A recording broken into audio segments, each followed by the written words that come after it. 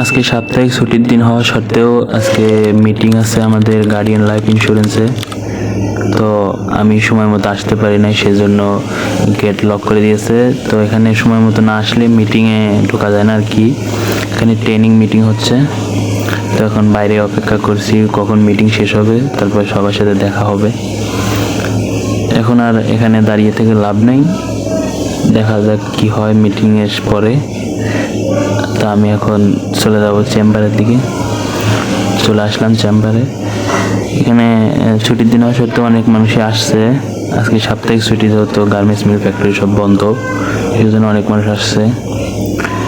তো আমাদের guardian life ইন্স্যুরেন্সের এটা একটা ভালো দিক যে শুক্রবারেও সময় দেওয়া যায় এবং শুক্রবারে আসা যায়, যেহেতু সবাই চাকরিজীবী, সময় মতো সবাই আসতে পারে না।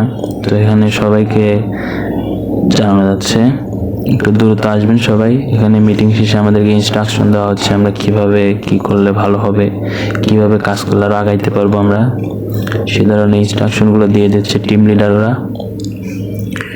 তো ইনশাল্লাহ আশা করি আগামী মিটিংয়ে এবং ট্রেনিংয়ে সময় মতো অ্যাটেন্ড করতে পারবো। সবাই ভালো থাকবেন।